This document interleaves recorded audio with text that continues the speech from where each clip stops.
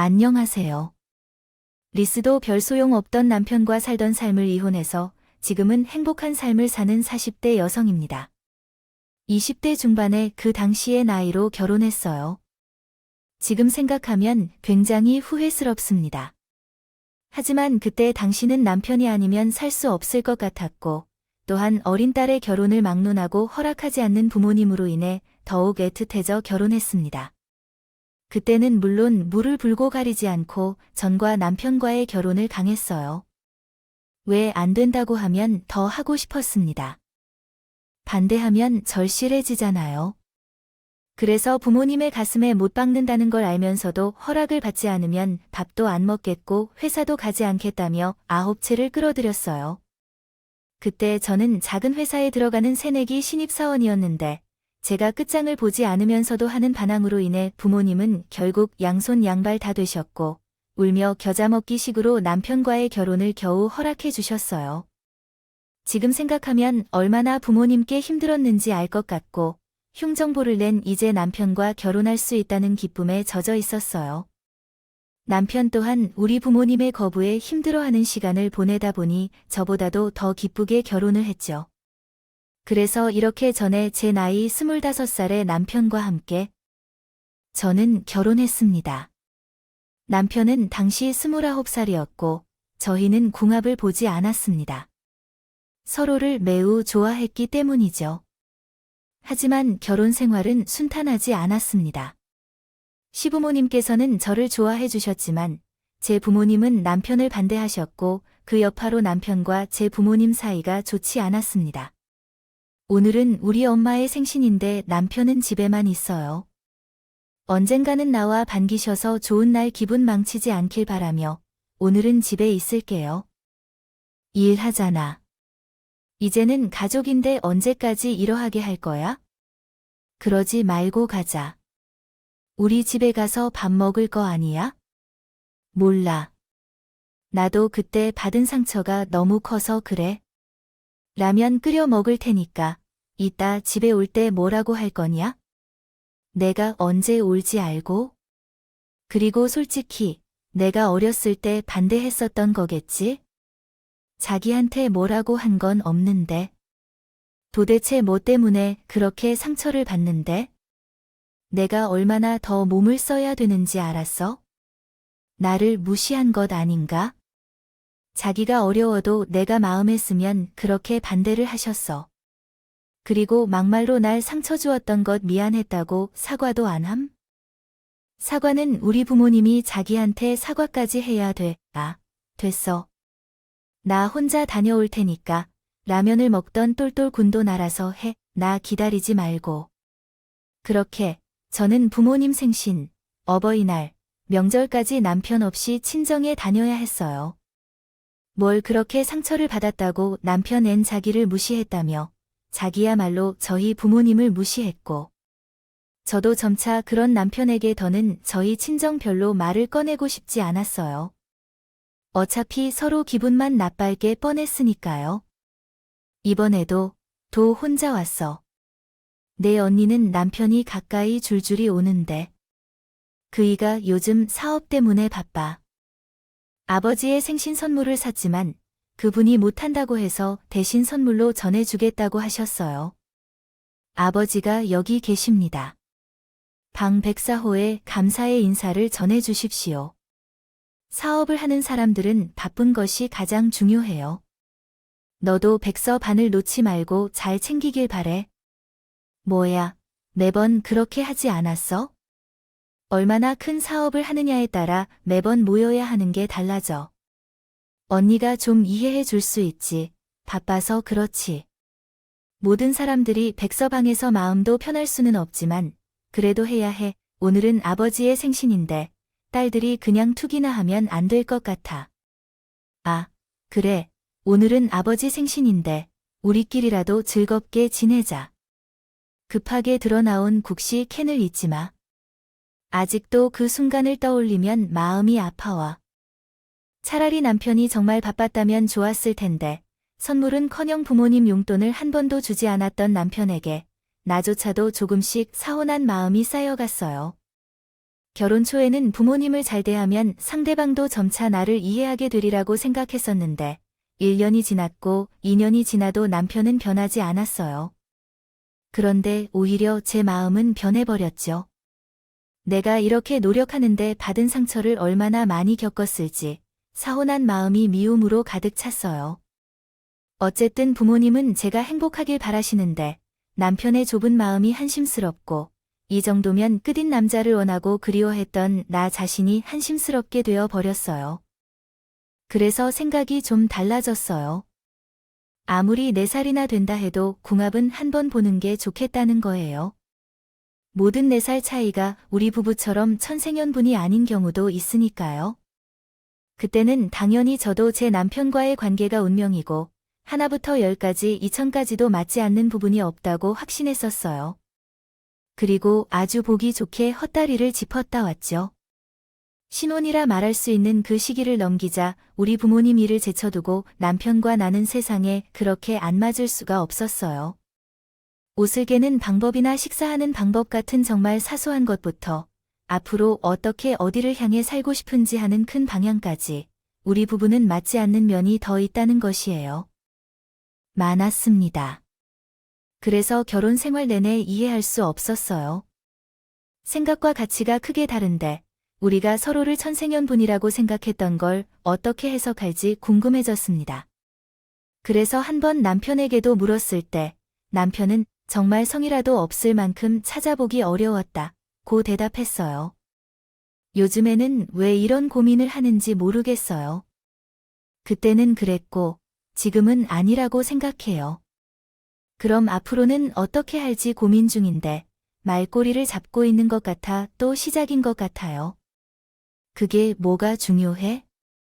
너와 나가 잘 먹고 잘 살면 그만이잖아. 삶은 다 똑같다. 배부른 소리 그만하고 나 이번에 대박 정보를 하나 얻어 돈 좀 있어 이번에 투자한다면 너와 나 한 방에 돈벌이에 성공할 수 있을 거야. 어쩌면 남편의 말이 맞을지도 몰라. 하지만 나는 남들이 보는 것보다는 내가 만족하면서 살고 싶어. 내가 만족하면서 잘 살아가는 것이 더 중요하다고 생각해. 남편이 말한 대박은 내게는 한 번도 일어나지 않았어.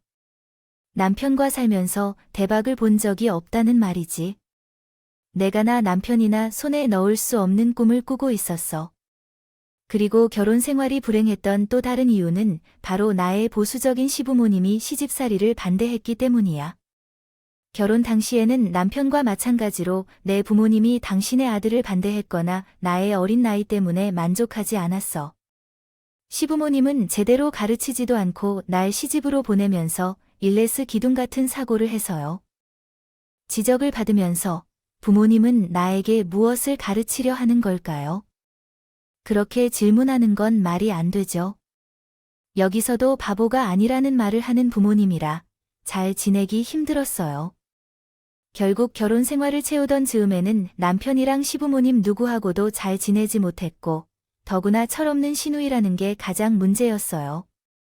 행복하지 않은 결혼 생활에 점점 지쳐갔어요.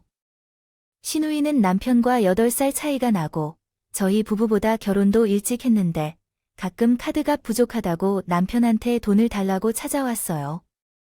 아마도 막내라서 그럴 것 같았고 시부모님과 남편은 취직한 시누이를 금이야 오기야 애지중지했고 그 당시 20살에 사고를 당하기도 했죠. 결혼 후 육아는 뒷전이 구이고 항상 감당할 수 없는 상황에서 백화점 쇼핑을 하곤 했어요.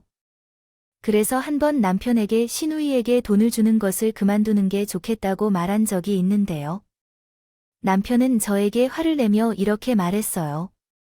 내가 벌어서 내 동생에게 주는 거야? 당신이 뭔데 그런 소리를 하는 거야? 내 동생이 당신 부모님처럼 당신한테 함부로 있을 거라고 해서 마음에 거슬리는 게 있는데 그렇게 그럭저럭 마련한 건데. 아니, 시식한 동생을 계속 그렇게 쇼핑 중독으로 키우게 될 거야. 아가씨, 그러는 건 자기 탓도 있어. 그리고 우리 부모님들을 언제까지 먹여 살릴 거야? 뭐가 얼마나 상처가 없어야 내가 계속 그래야 하는 건데. 당신은 열등감이 있나요? 지금까지 말했던 것 같아요. 제가 다른 사람보다 훨씬 더 돈도 많이 버는데 뭘 아쉬워할 이유가 있을까요? 10등강 같은 말은 어디에나 붙이지 마세요. 그리고 동생이 쇼핑 중독이라고 규정하는 게 다른 우리 형제를 믿는 거 아니에요. 당신은 그렇게 의지할 형제가 없는데 까칠하고 집을 몰라서는 안 되겠죠. 알겠어요. 자신의 번 돈으로 자기 동생을 망친다는데 참견해서 미안해요. 누군가 들으면 엄청 많이 번다고 생각하나 봐요. 상황이 이 정도로 되니까 저는 스스로 고민하기 시작했어요. 제가 원하던 결혼은 이게 아니었어요. 고작 이렇게 살지도 않았어도 그러나 난리가 났어요. 결혼을 했나요? 어디에 말도 못하고 속으로 끙끙 앓았어요. 혹시 제가 어디에 하소연을 하면 그가 보게 될까봐 고소당하게 될 줄 알았다. 무섭더라고요. 그럼에도 불구하고 슬미하시 이혼 생각을 했어요. 주변의 시선도 지나치긴 했지만 그 남자와 이젠 더 행복할 수 없다면 제게 더 나은 선택을 해야 할지도 모르겠어요. 하지만 차마 부모님을 생각하면 그건 무리였어요. 내 마음에 맞지 않는 결혼을 허락하셨습니다만 제가 너무 잘 알고 있었으니까요. 그런 고민을 할 때 저희 가족은 반대할지도 몰라 아이가 찾아왔어요. 사이가 좋지 않은 부부에게도 아이가 생길 수 있다는 사실에 그야말로 허탈했었어요. 하지만 아이는 죄가 없기 때문에 자신의 이혼을 포기하고 남편과 시어머니께 임신 사실을 고백했어요. 결혼 2년 만에 가족에서는 이론상 환영을 받았지만 일리가 없을 정도로 차가운 남편 또한 아이 소식에 기뻐했어요. 그 풍경 속에서 저는 혼란스러웠어요. 자기, 뭐 먹고 싶은 게 있어? 아니면 뭐가 갖고 싶어도 다 얘기해봐. 내가 사줄게. 하고 또 퇴근 후에 만날까요?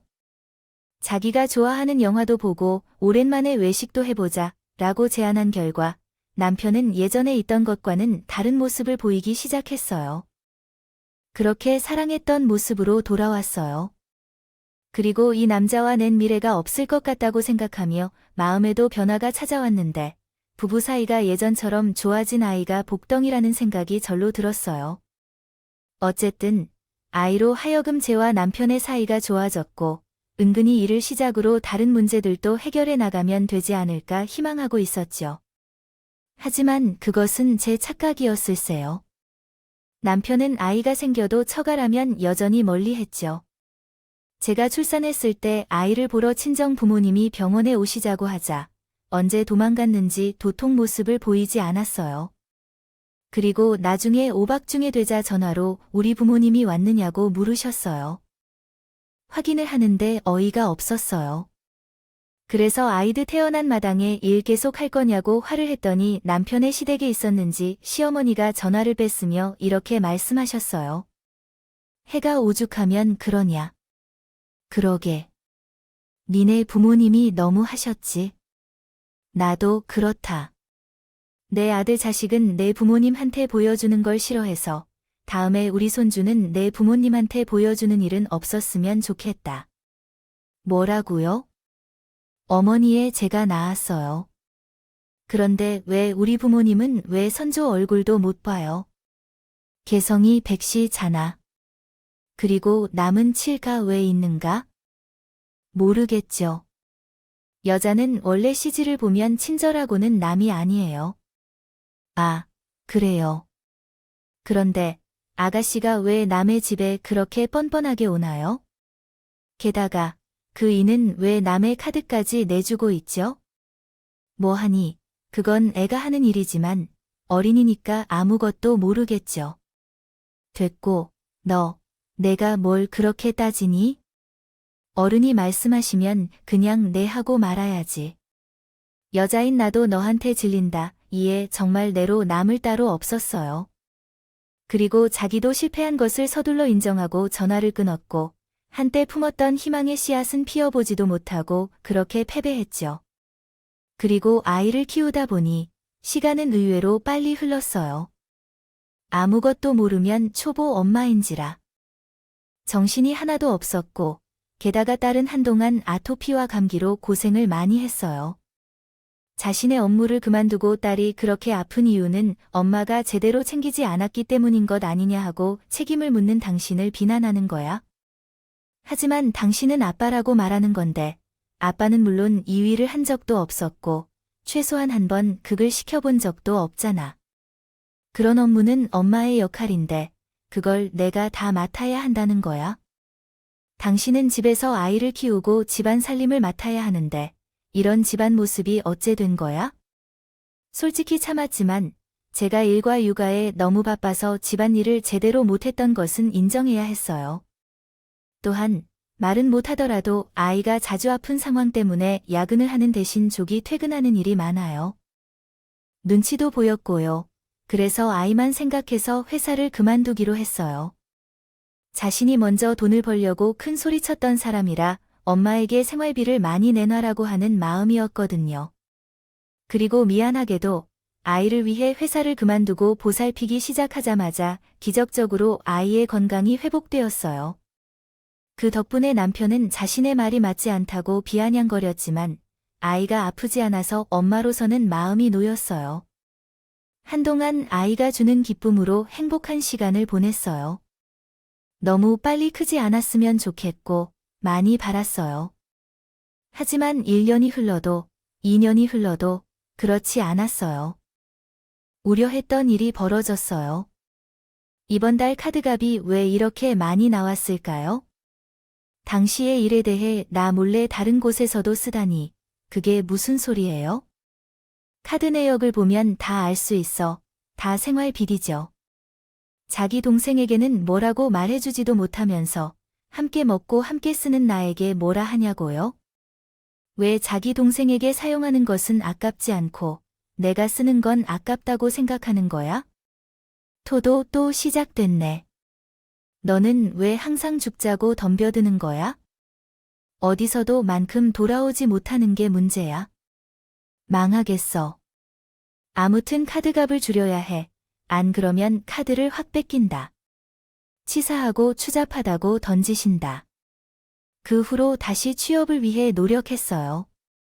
아이에게는 미안하지만 어린이집 종일반에 맡길 수 있으니 더는 치사한 꼴 보지 않도록 돈을 벌어야겠다고 생각했어요.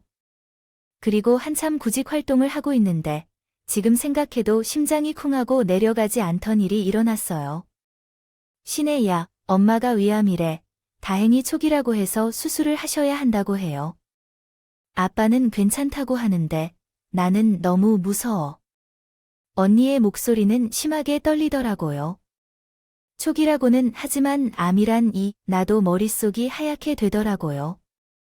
그리고 놀란 가슴으로 후에 엄마가 입원한 병원으로 향했어요. 엄마, 괜찮아. 밤이란 정말이야.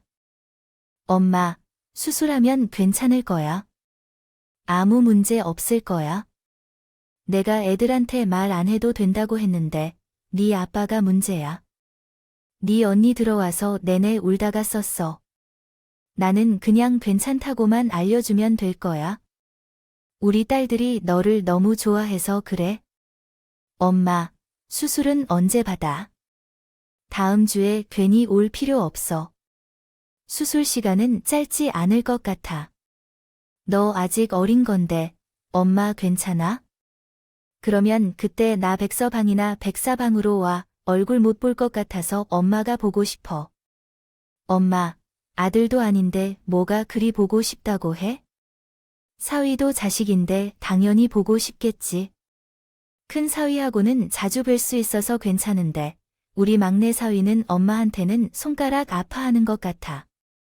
지금 생각하니까 엄마가 좀 잘해줬어야 했는데 미안해요. 엄마의 말에 눈물이 터지고 말았어요. 그 백도 싸우는 지가 다 한 것만 생각하는데 우리 엄마는 그것까지 이제 마음에 담아주시고 미안해하고 계셨다니 전부 제 탓 같아서 속이 상했어요. 제가 할 수 있는 일이 엄마 곁을 지키는 것밖에는 없는 것 같아서 남편에게 전화를 걸어봤지만 바쁘신지 전화를 받지 않으셔서 문자로 엄마의 소식과 함께 아이를 대신 어린이집에서 데려와서 보도록 부탁했어요. 거의 처음 하는 부탁이었는데 아무리 막막해도 남편이 이런 상황이면 당연히 도와줄 거라 믿었어요. 하지만 언제 어머니가 데리러 오시나요? 하은이 아빠는 아직 오지 않으셨나요? 지금 한이가 혼자 원했는데 저도 퇴근을 해야 해서 시간은 벌써 밤 8시가 되어 가고 있었어요. 저는 죄송하다는 말을 수십 번 하며 어린이집으로 향했어요. 가는 동안 남편에게 계속 전화를 했지만 남편은 전화를 받지 않았고 전 무슨 일이 있나 걱정도 했더라고요. 결국 아이를 데리고 집에 도착했는데 남편은 지 혼자 짜장면과 탕수육을 시켜 먹고 다 먹은 뒤에도 치우지 않은 채로 팬디 바람에만 TV를 보고 있었어요. 제 문자는 못 봤었나 봐. 왜 전화는 안 받았어? 의자 맞아. 신경질이야. 전화 받아봤자 좋은 소리 하지도 않을 거야. 안 받았지. 어디서 그래? 난 독증 있니? 우리 엄마 위해 데리러 가라고 하니까 애 좀 나 대신 해주라더라고. 장모님이 위함이라고 애 챙기러 가라고 했잖아. 장모님이 죽은 건 무슨 상관 있어? 난 이해가 안 돼서 내가 할 수 있는 대로 했어. 이러니까 내가 지금 어떤 마음인지 모르겠니? 그래서 장모님이 죽었어. 위암이라고. 안타까운데 촉이라며 그건 그거고 내 엄마가 애 챙기는 건 당연해. 왜 자기를 나한테 떠밀어? 자기 부모님 일은 자기가 알아서 하자. 왜 다음에 아들한테 그래?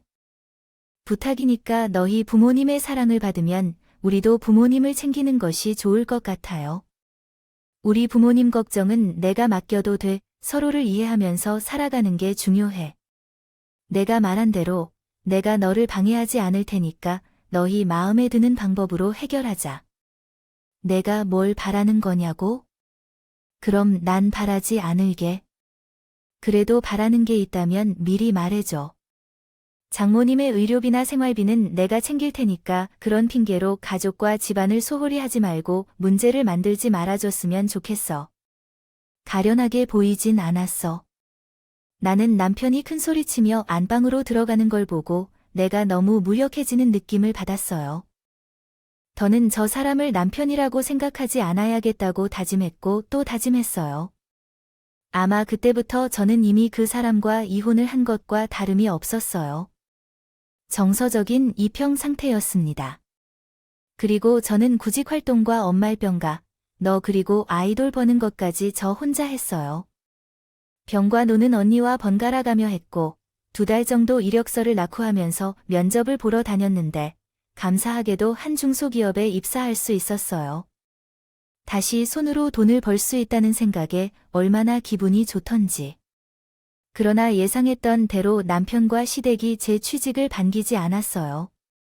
아들도 아직 어리는데 무슨 일을 한다고 그런지, 그 위에 누가 보면 내 아들의 벌이가 시원치 않아서 그런 줄 이해했어요. 남편의 얼굴에 통제권을 행사하는 걸 전혀 모르고 보기만으로도 알아차렸어요. 아니요, 나는 일할 거예요. 남편의 얼굴에 똥을 바르는 것보다는 도덕적으로 못 본다고 남편으로부터 무시당하는 것이 더 중요해요. 왜냐하면 우리 오빠가 그런 사람이거든요. 모험을 해도 그것은 그렇지. 어떻게 그런 말을 할 수 있어요. 뭐라고 말하면 못 믿겠지. 아가씨 오빠한테 직접 물어보세요. 제가 부족한 점을 말하는 것인지.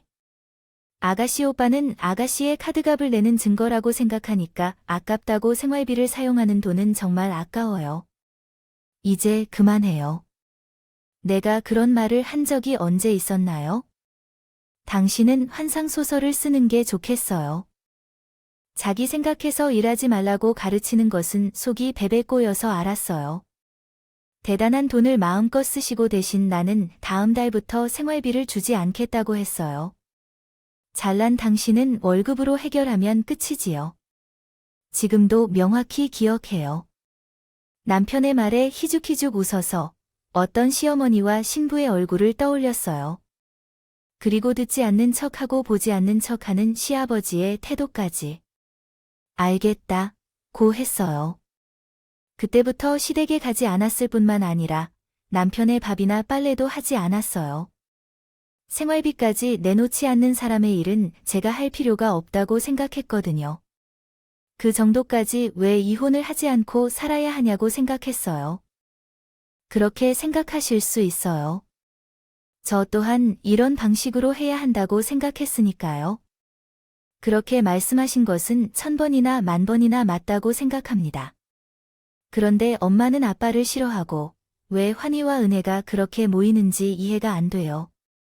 우리는 대체로 엄마와 아빠가 친한데요.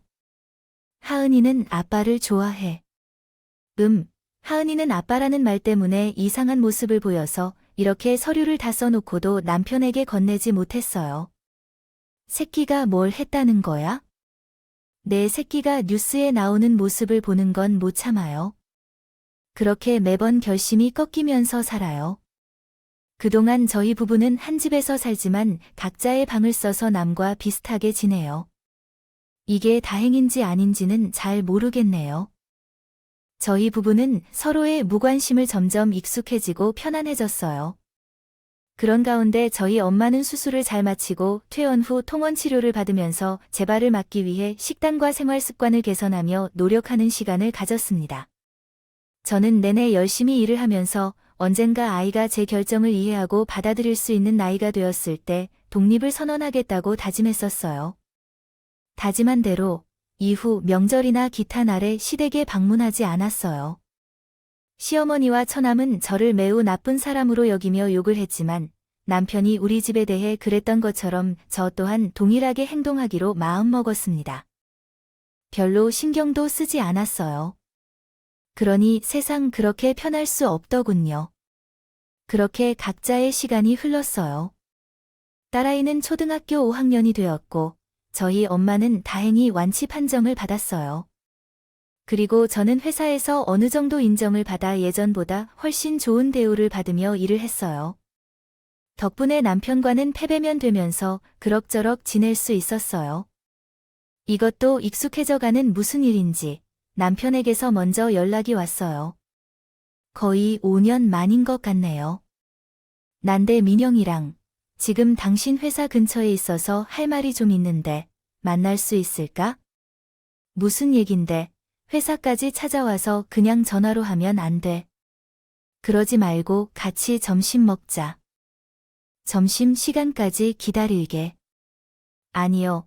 무슨 일이길래 기다리다니. 저는 무슨 일인지는 모르겠지만 남편의 기세로 부하 저에게 아쉬운 소리를 하려고 찾아왔다는 건 느낄 수 있었어요. 그래서 이번 기회 받은 만큼 꼭 돌려주겠다고 생각하며 남편과 신휘를 만나기 위해 나가게 되었는데 예상은 틀리지 않았어요. 있잖아. 당신한테 말 안 한 채로 우리 아버지가 뇌졸중으로 쓰러졌던 적이 있어서 그랬어요. 안타까워. 어머, 언니의 반응이 뭐야? 우리 아빠가 쓰러졌다고 해서 놀라지도 않아요. 아니니까요. 진짜 기가 막히네요, 오빠. 당신들이 제가 가만히 있으라고 하니까, 여보, 아버지가 현재 뇌졸중으로 중풍에 걸렸다는 거 알아요. 그래서 움직이기가 많이 힘들어 하실 거예요.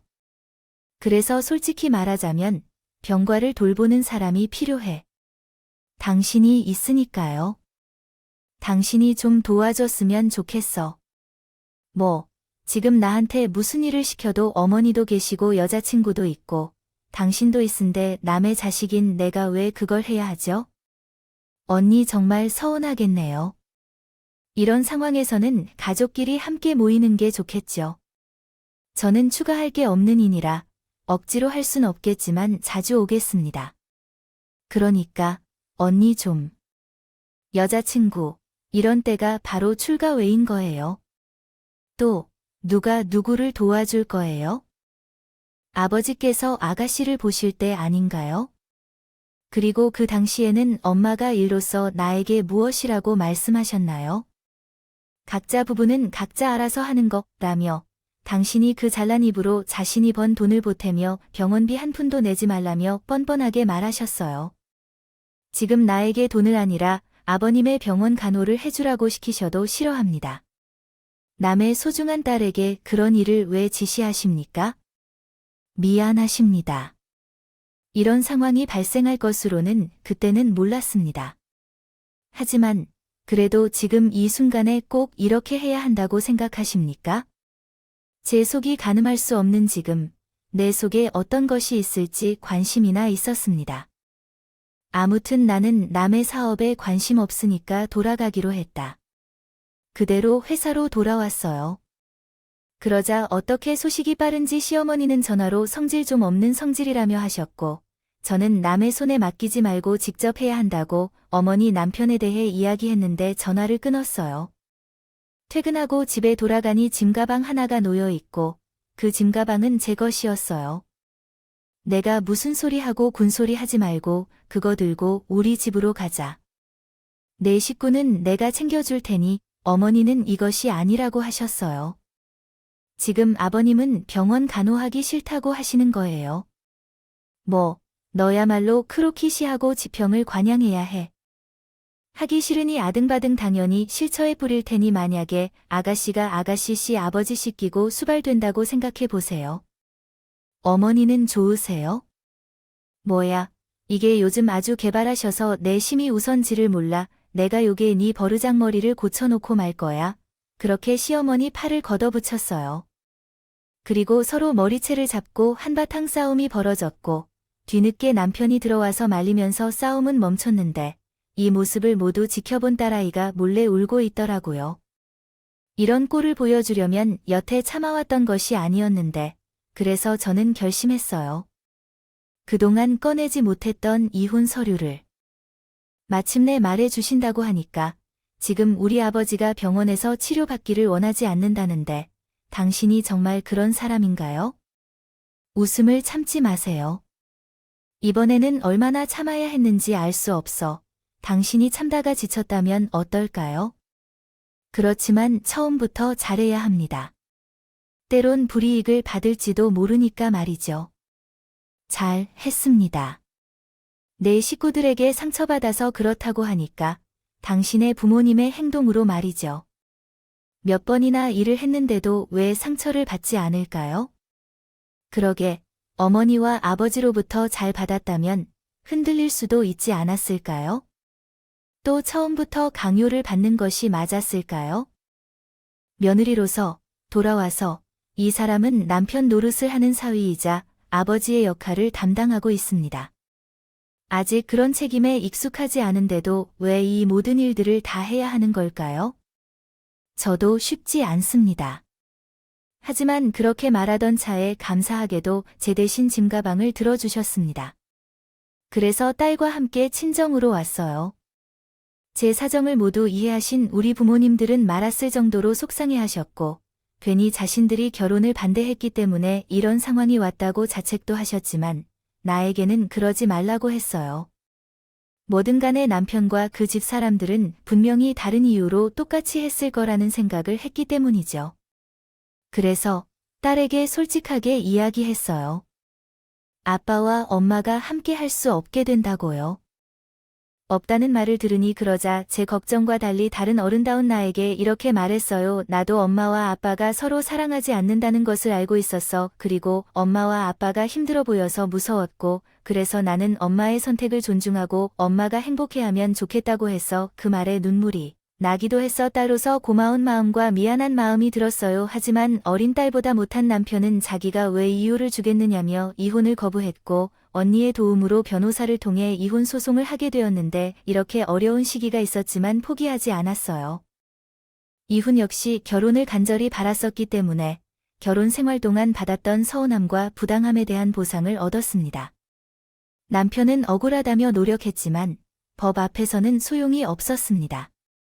결국 저는 이혼을 통해 위자료와 자유를 얻게 되었고 더 이상 남편과 그의 가족이 부모로서 대우하지 않음을 받아들였습니다. 이로 인해 큰 짐이 없어진 것 같은 느낌을 받았고 정말 해방된 삶을 살게 되었습니다. 그러나 남편은 계속해서 사업하거나 아버지의 번영을 책임져야 하는 반면 제게는 힘든 시간을 견뎌야 했으며 그럴수록 아쉬움을 느낍니다. 자꾸 저를 따라다니는 이유로 핑계로 낄병하며 매달리기 시작했어요. 정말로 내가 실수를 한 것 같아요. 우리 딸을 생각해서 한 번만 저에게 봐달라고 부탁해요. 민영이는 아버지 때문에 지금 신랑이랑 다투게 만들어버렸고, 엄마는 자기 일을 할 때마다 힘들다고 하지만 나는 정말로 죽을 것 같은 무언가에 갇힌 것 같아요. 이러니 요즘 일도 해결되지 않아요. 부디 저 좀 살려주세요. 왜 이런 지옥에서 벗어나려고 하나요? 다시 그 곳으로 빠져들 것 같아요. 처음에는 제대로 하라고 했었는데 지금에 와서 이러는 것에 무슨 도움이 되겠어요? 나는 우리 하은이를 생각해서 더 열심히 살 거예요. 그러니까 핑계를 대지 말고 스스로를 돌봐줘요. 경고할 테니까 다시는 제게 연락하지 말아주세요. 알겠어요. 저는 그렇게 남편에게 말하고 전화를 끊었어요. 남페레 사장은 대충 무슨 일이 일어났는지는 알겠지만 이제는 저와는 상관없는 일이잖아요. 시어머니의 여동생과 남편이 있으니 어른 3명이 시아버지 일분을 감당하지 못한다는 것부터가 이상하지 않나요? 시간이 흘러서 현재는 2년이 지난 상황입니다. 그때 제 결정을 잘 했다고 생각해요. 딸아이의 예까지 받았으니까요.